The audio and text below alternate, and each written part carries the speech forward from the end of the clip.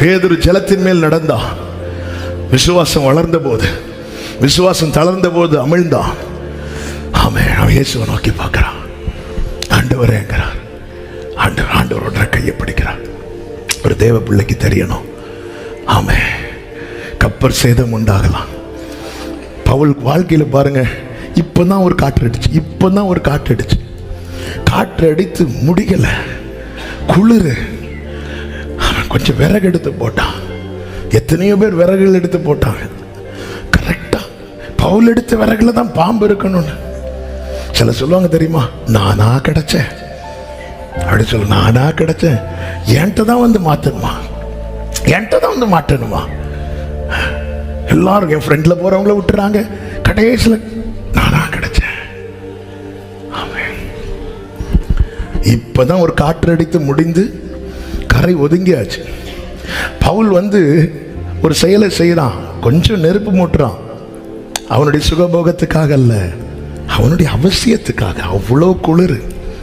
அவன் ஒரு செயல் அவனுடைய அவசியத்துக்காக. ஆனா அதுக்குள்ள இருந்து ஒரு பாம்பு கரெக்டா அவனை கடிக்குது பாருங்க. அவன் பதறல, அவன் உதறினான். ஏன்னா அவனுக்கு தெரியும், நான் விசுவாசித்திருக்கிறவர் இன்னார் என்பதை அறிந்திருக்கிறேன். காற்று அடித்தாலும், கப்பர் சேதம் உண்டானாலும், பாம்பே கடித்தாலும் எனக்கு சொல்லப்பட்ட பிரகாரமாகவே நடக்கும் என்று நான் தேவன் பேரில். வலது கரத்தை உயர்த்தி சொல்லுங்க, விசுவாசி அவன் என்றும் பதறா. அவன் அங்கூரம் இயேசுவில் உண்டு, ஆபத்தை கண்டென்று மஞ்சா, அசையாத விசுவாசம் கொள்வார், இசையோடு இயேசுவை. ஹல்லேலூயா. அசையாத விசுவாசம். ஆமென். இசையோடு இயேசு உடனே அவனை பார்த்து, பயப்படாத. ஹல்லேலூயா. விசுவாசத்தை விட்டுறாதீங்க. விசுவாசம் தளரும். பேதுருவுக்கே தளர்ந்துச்சு. இவர் சாதாரணமானவர் அல்ல, ஜெப ஆலய தலைவன். லீடருக்கு தளருது. பவுலே சொல்றார், அப்போஸ்தலர் 27, நாங்க பிழைப்போம் என்கிற நம்பிக்கை அற்று போயிட்டு. 2 கொரிந்தியர் 1 சொல்லுவார், மரணம் வரும் என்று எதிர்பார்த்துட்டு இருந்தோம்.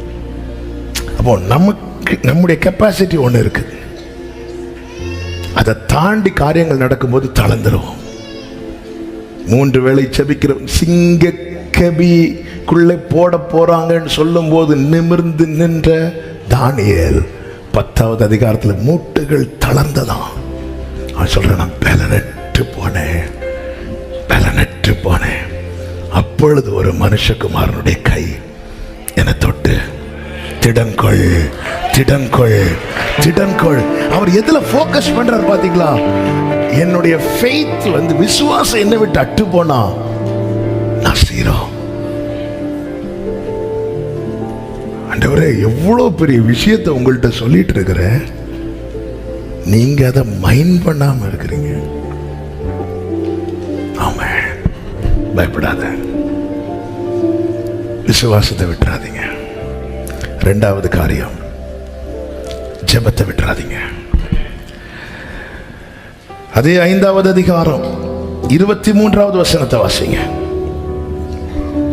மார்க் 5:23. என் குமாரத்தி மரண அவஸ்தைப்படுகிறாள், அவள் ஆரோக்கியம் அடையும்படிக்கு நீர் வந்து அவள் மேல் உமது கைகளை வையும், அப்பொழுது பிழைப்பாள் என்று அவரை மிகவும் வேண்டிக் கொண்டான்.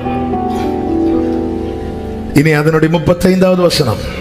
அவர் இப்படி பேசிக் கொண்டிருக்கையில் ஜெப ஆலய தலைவருடைய வீட்டிலிருந்து சிலர் வந்து, உம்முடைய குமாரத்தி மரித்து போனாள்,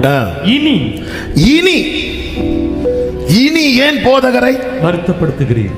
ஹல்லேலூயா. இனி ஏன் எதுக்காக அவர்கிட்ட கேட்கிற? இனி ஏன் போதகரை வருத்தப்படுத்துகிறாய்? ஹல்லேலூயா. எந்த இடத்துல நம்ம நம்பிக்கை இழக்கிறோமோ அந்த இடத்துல ஜெபத்தை விட்டுருவோம். தாவீதுக்கு பத்சேபாளுக்கு பிறந்த முதல் குழந்தை மிகவும் ஒரு பலவீனப்பட்ட நிலையில் இருந்த போது தாவீது விழுந்து கிடக்கிறான் தேவ சமூகத்தில். அந்த பிள்ளை மரித்து விட்டது என்று செய்தி வந்தது. எழுந்து குளிச்சுட்டு போய் சாப்பிட்டுறார். இனி இதுக்காக நான் ஜெபிச்சது பிரயோஜனம் இல்லை. இப்போ இவன் எப்படி ஜெபிக்கிற அந்த பிள்ளைக்காக காலில் விழுந்து கதறான். வீட்டு பக்கத்தில் வரும்போது என்ன வருதுன்னா, இனி இதுக்காக இனி ஏன் போதகரை வருத்தப்படுத்துகிறீர்? இனி உன் பிள்ளைக்காக கேட்காத. எந்த இடத்துல ஜெபிக்க முடியாத தடை எழுதும் தாண்டி ஒரு விடை இருக்கிறதை சபையே அறிந்து கொள். எனவே இன்னும் ஜெபிக்க ஆரம்பி. உன் ஜெபத்தை விட்டுறாத, உன் ஜெபத்தை நிறுத்திராத. அதனாலதான் ஆண்டவர் சொல்றார், விசுவாசம் உள்ளவனாரு. விசுவாசம் போயிட்டா நீ உன் பிரேயரை ஸ்டாப் பண்ணிடுவ. ஆண்டவர் எல்லாம் மறப்பார் நினைச்சீங்களாங்க? யாரோங்க ஆகார்? யாரோ அழுததுக்கு இறங்கி கிரியை செய்தவர். நீ கால விழுந்து அழுற. ஆமே, நீ கண்ணீர் வடித்த எத்தனை பேர் பார்த்திருப்பாங்க. அதெல்லாம் மைண்ட் பண்ணாம அவரை கண்ட உடனே கால விழுந்து கெஞ்சி வேண்டி கொண்டா இந்த ஜெபத்தை தள்ளிடுவாரா? ஆமே. மற்றவர்கள் நீ இனி இனி இனி ஜெபிக்காத, இனி அவன் பிள்ளைக்காக ஜெபம் பண்ணாத. இனி ஏன் வருத்தப்படுத்துறீங்க? ஆண்டவர் அவனை பார்த்து என் காலில் விழுந்ததெல்லாம் மறந்துடுவே நினைக்கிறியா எவருவே? நீ தனியா போயிருந்து உன் பிள்ளைக்காக அழுததெல்லாம் மறந்துடுவே நினைக்கிறியா எவருவே? நீ மார்பில் அடித்து புலம்பினதெல்லாம் மறந்துடுவே நினைக்கிறாயா எவருவே? இரவுல எல்லாரும் தூங்கினதுக்கு அப்புறம் கண் விழித்து அழுததை மறந்துடுவே நினைக்கிறியா எவருவே? பயப்படாத, விசுவாசம் உள்ளவனாயிரு. ஆமை, உன்னை என்னிடத்தில் கொண்டு வந்தது உனக்குள் இருந்த விசுவாசம். என்னை உன்னோடு வர வைக்கிறதும் அதே விசுவாசம். இந்த விசுவாசம் உனக்குள் இருந்தால் உன் துக்கம் சந்தோஷமாய், உன் புலம்பல் ஆனந்த களிப்பாய் மாறும் என்பதிலே சந்தேகமில்லை. உன்னை என்னிடத்தில் கொண்டு வந்தது அந்த விசுவாசம் தானே. உன்னை காலில் விழுந்து ஜெபிக்க வச்சது அந்த விசுவாசம் தானே. என்ன இத்தனை ஜனங்கள், வேதம் சொல்லுகிறது திரளான ஜனங்கள் அவரை நெருக்கினார்களா? எப்படி நெருக்கி இருப்பாங்க? எங்க வீட்டுக்கு வாங்க, எங்க வீட்டுக்கு வாங்க, எங்க வீட்டுக்கு வாங்க, கண்டிப்பா சொல்லி இருப்பாங்க. ஆமென். அநியாயமாய் சம்பாதித்தவனை இயேசு உன் வீட்டுக்கு வாரேன்னு சொன்னதும் சந்தோஷமா கூட்டிட்டு போவான். அவருக்காய் காத்திருக்கிற ஜனங்கள் அவரை பார்த்தது அவங்க ஏரியால வந்தது விடுவாங்களா? எங்க வீட்டு வாங்க, எங்க வீட்டு வாங்க. ஆமென். ஹல்லேலூயா. அந்த கூட்டத்தில் அத்தனை பேரையும் அவ்வளவு நெருக்கத்தையும் அவர் பொருட்படுத்தாம அவன் கூட போறாருன்னா அந்த விசுவாசம் தான். ஆமென். இந்த விசுவாசத்தை விட்டுறாத. ஒரு செய்தி வருதுங்க, ஒருத்தங்களுக்கு நம்ம ஹெல்ப் பண்ண போறோம். அவங்க கிட்ட ஒருத்தங்க சொல்றாங்க, இனி அவ்வளோதான், இனி இவங்க ஒன்றும் பண்ண முடியாது. இந்த செய்தி நம்ம காதில் கேட்குதுன்னு வைங்களேன், அவங்க கிட்ட சொல்லாமலே விலக தான் பார்ப்போம். ஆனால் இந்த செய்தி கேட்டதுக்கு அப்புறம் தான் அவருடைய வேகம் கூடுது. அவர் மனிதன் அல்ல, அவர் தேவன். எப்ராஹிமே, நான் உன்னை எப்படி கைவிடுவேன்? நான் உன்னை எப்படி ஒப்பு கொடுப்பேன்? நான் மனிதன் அல்ல, தேவனாய் இருக்கிறேன் என்று கர்த்தர் சொல்லுகிறார். ஜெபத்தை விட்டுறாதீங்க. ஜெபத்துக்கு தடை வருகிறது என்றால் விடை அருகில் வந்து விட்டது. பர்த்திமேயு என்கிற குருடன் வழி அருகே உட்கார்ந்து பிச்சை கேட்கிறான். டெய்லி அந்த வழியா போகிற எத்தனை பேரை கூப்பிட்டுருப்பான். ஒருத்தராவது தடை பண்ணியிருந்தா 2 நாள் 3 நாள் ஒருத்தங்க கண்டினியூஸாக அதை தடை பண்ணிட்டு இருந்தா அவன் அங்கிருந்து வேற இடத்துக்கு தான் போக பார்ப்பான். இதுவரை தடை வரல. ஆனால் இப்பொழுது கூப்பிட வேண்டிய நபரை கூப்பிட ஆரம்பிக்கிறான். அதட்ட ஆரம்பிக்கிறாங்க. புரிஞ்சிட்டவனுக்கு அவன் தடைய பார்க்கல. கண்ணு தெரிஞ்சவங்கெல்லாம் தடைய பார்க்கிறாங்க, கண்ணு தெரியாதவன் மட்டும் விடைய பார்க்கிறான். அதாமே ஆமே ஆமே. அவனுக்கு தெரியுது அவன் இன்னும் அதிகமா. இதுதான் தாவீதினுடைய குவாலிட்டி. தாவீதுக்கு துதிக்க முடியாம வரும்போது, என் ஆத்துமாவே நீ ஏன் கலங்குற, நீ ஏன் திகைக்கிற? என் தேவனை நோக்கி காத்திரு.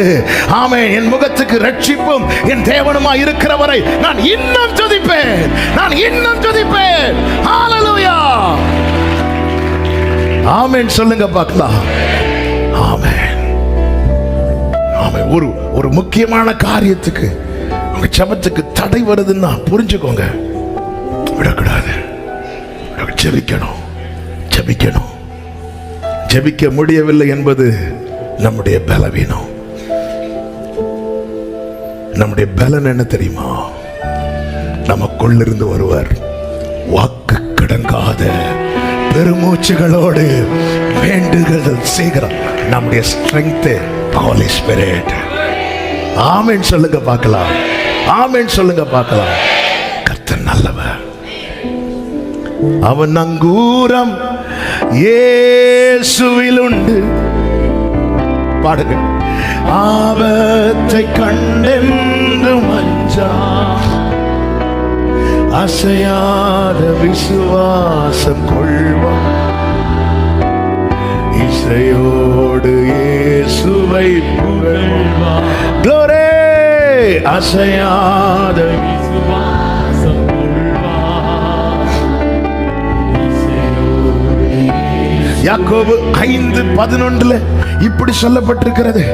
எலியா என்பவன் நம்மை போல பாடுள்ள மனுஷன், ஜெபித்தான், கருத்தாய் ஜெபித்தான். அடுத்த ஒரு வார்த்தை இருக்கும், மறுபடியும் ஜெபித்தான். நம்ம அந்த கருத்தாய் ஜெபம் பண்ணிட்டு நம்ம இவ்வளவு ஜெபம் பண்ணியாச்சுல்ல சொல்லிட்டு ஸ்டாப் பண்றோம். அவன் நம்ம போல தானே மறுபடியும் ஜெபித்தான். மறுபடியும் நேற்று காலையில் ஆவியான ஒரு வார்த்தை, இந்த 2 வார்த்தையை காண்பித்தான். ஜெபித்தான், மறுபடியும் ஜெபித்தான், மறுபடியும் ஜெபித்தான். ஆமென். அத்தனை பேருக்கும் வறட்சி தெரிந்த போது அவன் காதுல மட்டும் பெருமழையின் சத்தம் கேட்கிறது. அதுதான் ரேமா, அதுதான் ரேமா. ஒண்ணுமே நடக்கல, எதுவுமே நடக்கல. ஆனா அவர் பாதத்தில் ஒருத்தன் விழுந்து கிடக்கிறான் பாருங்க. எழும்பி பார்க்கறான், ஒன்னும் இல்ல. மறுபடியும் ஜெபித்தான், மறுபடியும் ஜெபித்தான். ரதத்தில் இருக்கிற ஆகாபுக்கு தெரியாதது, மற்ற ஜனங்களுக்கு தெரியாதது. பாடுள்ள மனுஷன், வேதனை நிறைந்த மனுஷன், அவன் காதுல மட்டும் இந்த பெருமழை நிறைச்சல் கேக்குது. ஹல்லேலூயா! தாழ்த்தி ஜெபிக்கிறான், தன்னை வருத்தி ஜெபிக்கிறான். ரிசல்ட் பார்த்தா ஒரு கையளவு மேகம். கூட இருக்கிறவன் சொல்றான் கையளவு மேகம். எலியா சொல்றாரு, ஆகாபு சீக்கிரம் வீட்டுக்கு போக சொல்லு, பெரிய மழை வரப்போகுது. ஜெபிக்கிறவனுக்கு தான் அதனுடைய மகிமை தெரியும், மற்றவர்களுக்கு தெரியாது. நம்ம கண்ணுக்கு தெரியறதெல்லாம் சின்ன சின்ன அடையாளமா தெரியும். ஆனால் விசுவாசிக்கிறவனுக்கு தெரியும், ஜெபிக்கிறவனுக்கு தெரியும், இது வேற மாதிரி மாற போகிறது. இப்போ நடக்கிறதெல்லாம் நாளைக்கு, நாளைக்கு. ஹல்லேலூயா! ஆமென் சொல்லுங்க பார்க்கலாம். ஜெபத்தை விடாதிருங்கள். இனி இந்த காரியத்துக்காக ஜெபித்து பிரயோஜனம் இல்லை என்று க்ளோஸ் பண்ணி போட்ட ஃபைல் எல்லாம் வீட்ல போய் ஓபன் பண்ணுங்கள். கிரியை செய்கிற ஒரு கர்த்தர் உண்டு. நீ வடித்த கண்ணீர் நீ மறக்கலாம், துருத்தியில எடுத்து வைத்தவர் மறக்க மாட்டார். ஆமென் சொல்லுங்க பார்க்கலாம்.